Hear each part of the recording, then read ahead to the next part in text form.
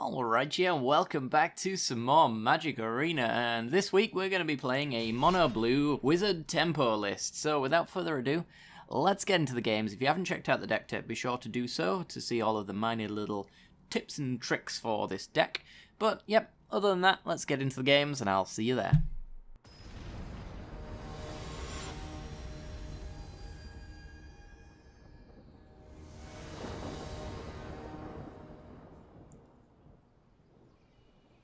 Okay, we're in, and we want to go on the play. Let's do this. Oh, dear. One land off of greatness. You can't take a one-lander, even though this hand would be amazing. It'd be like turn 2 Naban if I felt it was safe to go down, or it'd be Adept otherwise to draw some cards to keep our hand filled. Just have to mulligan it, though. This hand's fine, actually. It's got a lot of disruption. Let's go. Don't need the 4th land just yet. We will naturally draw too many lands as the game goes on. A red deck.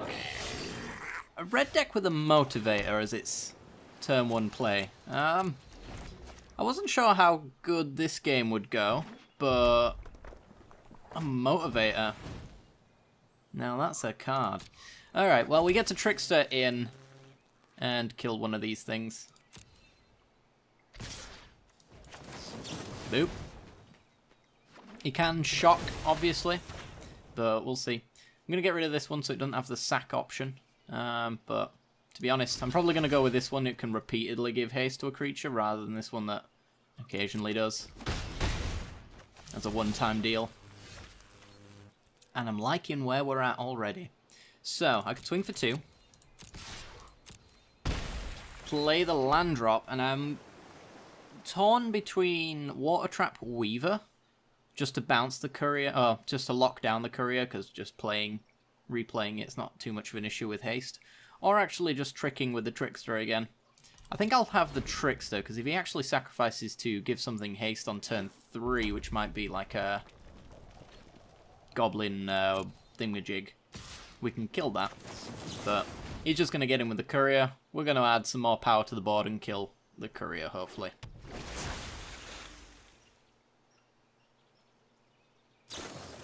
The lightning strike. Fair enough.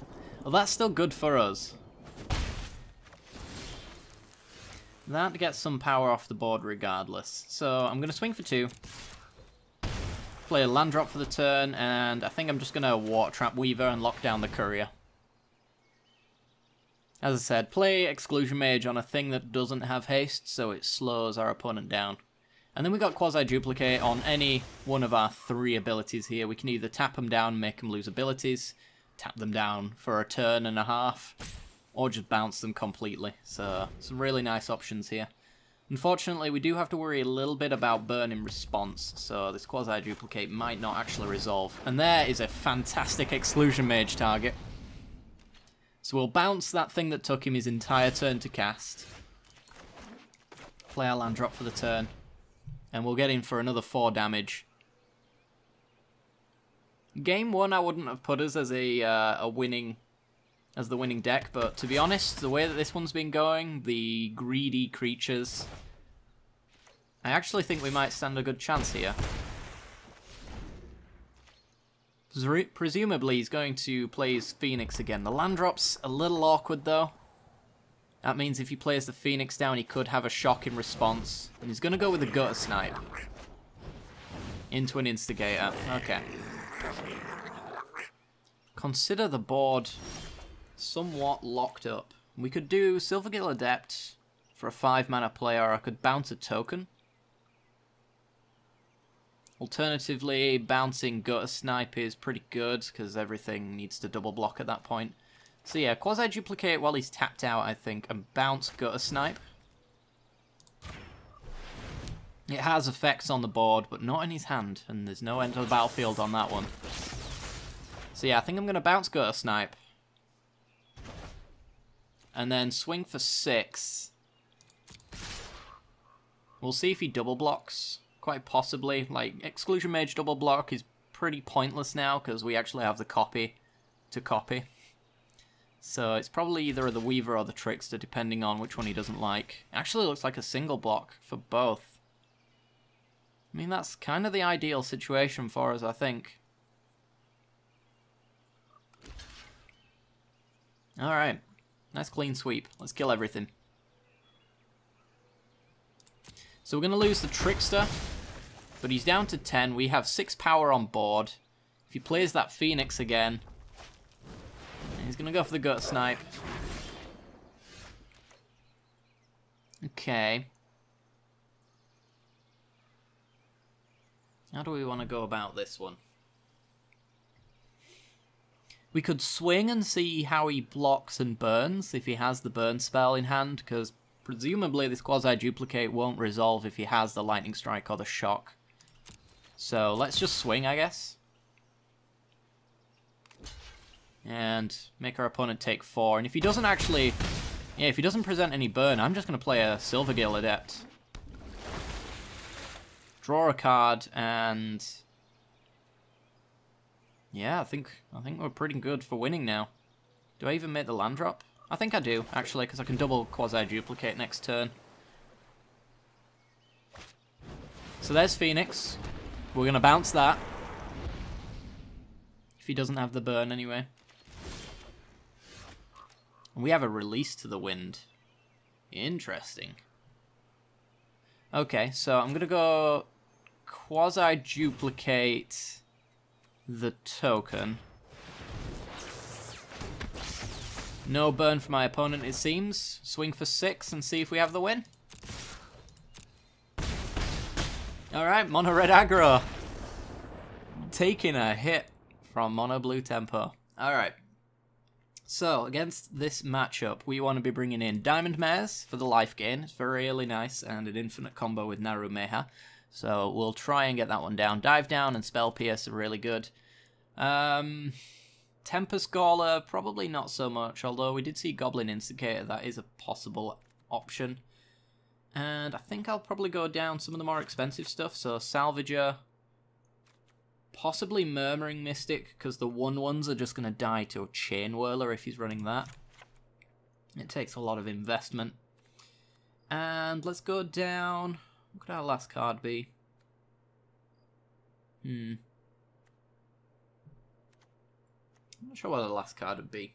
Maybe a quasi-duplicate over Release to the Wind. I think Release to the Wind, being able to respond to a burn spell, is probably more powerful than a quasi-duplicate that likely has its target shocked. Yeah, let's try it like this.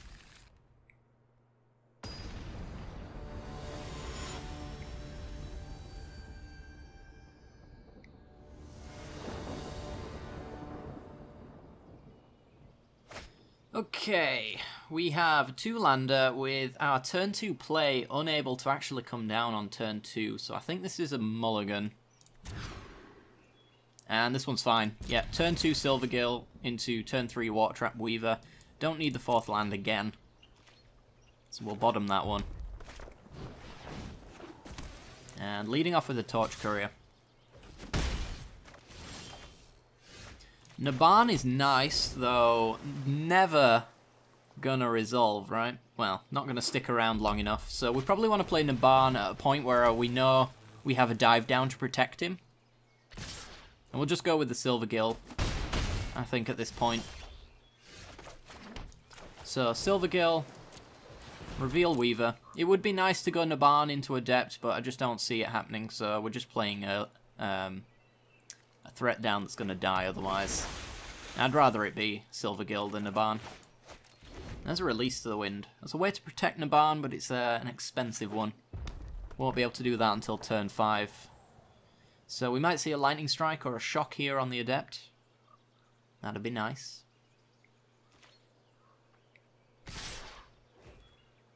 He's already hovered my creature, so I think it dies regardless, so let's take a creature with us. Unless that was the interesting hover to make them think that I've got something else. That's pretty nice. So we'll go Naban. With the dive down, means that Naban needs 2 removal spells to die now. And we can use that to Water Trap Weaver both creatures next turn. So here comes the removal spell on Naban. No surprises there. Nice expensive Lava Coil. Alright. He now has hexproof. Do you have the shock? Nope. Alright, so we take 2, that fizzles, and now I have a blocker big enough for Gutter Snipe. Oh, maybe he's a little upset that he didn't get that red mana down early. Okay, so this is a double bounce with Exclusion Mage. That's probably better, to be honest, than a double lockdown, since Gutter Snipe actually has value on the board rather than in hand. Let's see if we can get both of these to disappear. Does he have the removal in response? Doesn't look like it. Alright, so bounce Gutter Snipe, bounce Courier. Double triggers. And swing for 2. We got a little bit of catching up to do, but I think that we're going to be in a reasonable spot if Naban sticks around long enough. Hopefully he does. Now there's Gutter Snipe again. And the Courier. So, I mean, we could quasi-duplicate Exclusion Mage and do it all over again. We now have the Spell Pierce for the shock that he might have here. And then we're swinging for 4 again. 6 the turn after. Bounce. Bounce. Goodbye, red cards. Spell Pierce is getting progressively worse at this point, but judging by how my opponent's played, he might go Gutter Snipe into Removal Spell, which would tap him out sufficiently for Spell Pierce.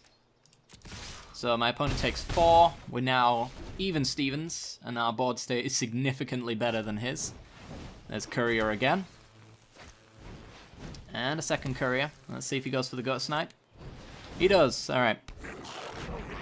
So this turn we're swinging for 4, because we actually get to quasi-duplicate an Exclusion Mage, bounce Gutter Snipe and a Courier, but that doesn't protect Naban, unfortunately. Is that the way we want to go about it? Make an extra copy? I think we do while he's tapped down, yeah. So, quasi-duplicate, Exclusion Mage, dump the land. We shouldn't need it, I don't think, with how this game's going. Start it all over again. Bounce those 2. And swing for 4. This probably ends up blocking at this stage. Torch Courier not doing a great deal. Down to 12, we have 8 power on board ready to go. Water Trap Weaver can tap 2 creatures down. There's Courier. And a Crater Maker.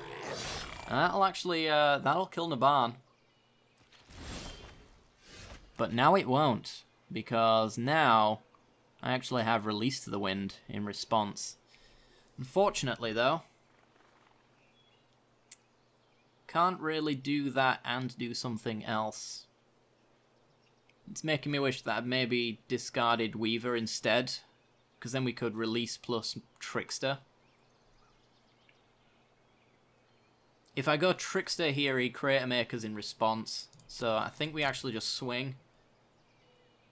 And I'll have to Release to the Wind when he goes for the Crater Maker sack.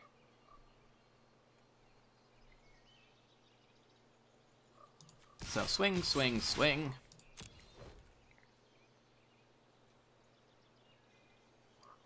I expect a double block and a sack here.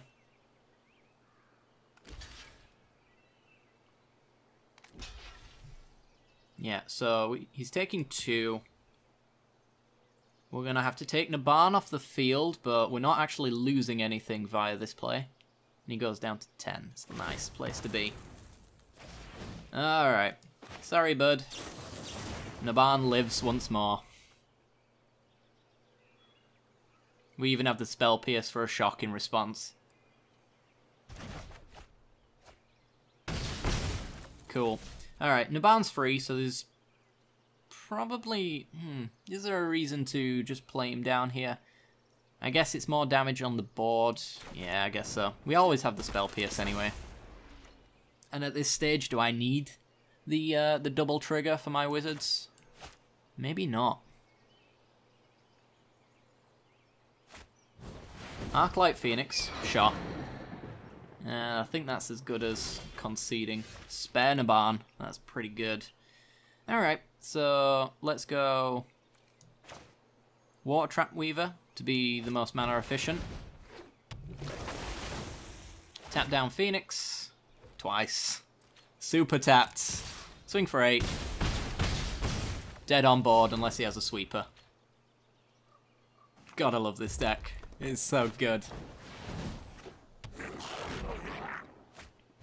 And final Gut Snipe. Alright. Just for the rub-ins, tap down your entire board. There we go. Bit of a weird red deck from our opponent, but still a great showing for the deck. -8. Yeah, that was just... oh god, that was unbelievably one-sided. I'm just trying to picture my opponent on the other side being really annoyed, especially like the triple bounce with the quasi-duplicates. That happens way more than you might expect. Just constantly having to replay the same things over and over and over again, but that's just how this tempo deck rolls, you know. It's basically adding more value to our board while making it more expensive for our opponent to keep playing. If he can keep playing his expensive stuff, sure, but I can keep bouncing it back all day. And as long as they don't have Enter the Battlefield abilities, they're not going to do anything good. So, yeah, opponent really punished for playing Gut Snipes in their deck, essentially. But anyway, guys, I hope you enjoyed today's video. If you did, then be sure to like, subscribe, hit that little bell icon, even share the video around if you did enjoy the deck and you want to hand it over to your friends to annoy you with, anything of that sort. It's a super fun deck. I hope you guys get a few copies of this yourselves and take it down to your F&M or something like that. It's really, really satisfying to get a win out of this one. But it is a difficult deck to pilot as well, so keep that in mind if you do decide to put some wild cards or purchase this in paper or whatever. Anyway, guys, thanks very much for watching. I hope you've all enjoyed, and I'll see you all next time. Bye-bye.